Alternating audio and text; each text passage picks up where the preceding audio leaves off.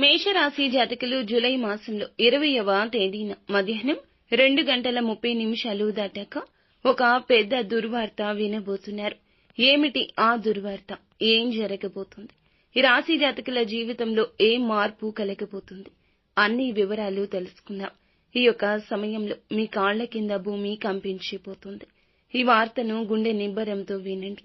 Video నచ్చితే ఒక చిన్న లైక్ చేసి మమ్మల్ని సపోర్ట్ చేయండి.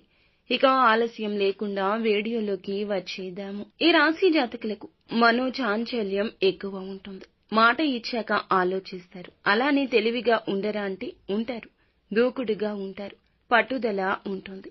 దిన ఫలాల ప్రకారం చూస్తే మధ్యాహ్నం 2:30 దాటాక ఒక పెద్ద అశుభ వార్త వినబోతున్నారు. ఏ ఆదాయ మార్గం ద్వారా అయితే మీరు ధనాన్ని సంపాదిస్తున్నారో దానికి సంబంధించి ఒక నష్టపూరితమైన వార్తను అయితే రిసీవ్ చేసుకుంటారు.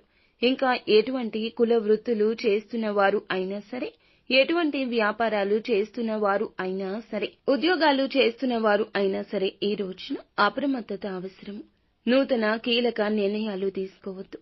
ధనం విషయంలో పెట్టుబడుల సలహాలు కూడా పాటించొద్దు. ₹1 పెట్టినా అది నష్టం కిందకే చేరిపోతుంది. లక్ష్మీదేవి అనుకూలత లేదు. కావున డబ్బు విషయంలో అప్రమత్తంగా ఉండండి.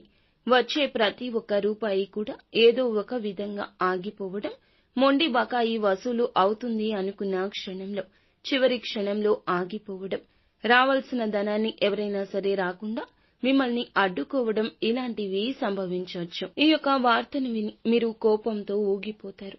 చాలా వరకు మానసిక అశాంతికి గురి అవుతారు. ఇటువంటి వార్త ఈ రోజున ఏ రంగంలో ఉన్న ఈ రాశి జాతకులు అందరికీ వస్తుంది అని కాదండి, కొంతమందికి మాత్రం ఈ విధంగా అననుకూలత కనిపిస్తుంది.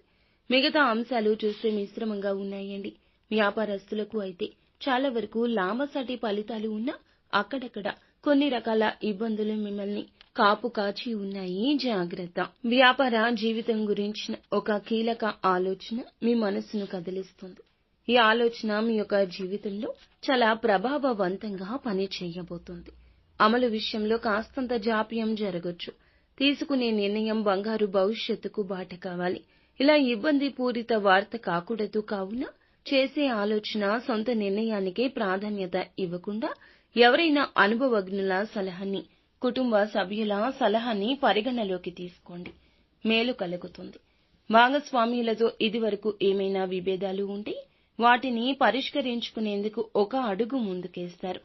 వ్యాపార భాగస్వామ్యులతో కలిసి కొత్త వ్యాపారాలు మొదలు పెట్టాలి అనే ఆలోచన చేస్తారు. ఎవరైతే ఉద్యోగస్తులు ఉన్నారో ఉద్యోగ జీవితంలో కూడా కొన్ని ప్రత్యేక సవాళ్లు ఎదుర్కోవాల్సిన దుస్థితి కనిపిస్తుంది. వాటిని అధిగమించి ముందుకు సాగడానికి దైవబలం మీకు అధికంగా ఉంటుంది. భగవంతుణ్ణి నిత్యం స్మరించుకోండి. నిత్యం శివనామస్మరణ చేసుకోండి. వీలున్నంతలో పేదవారికి ఏదేని దాన ధర్మాలు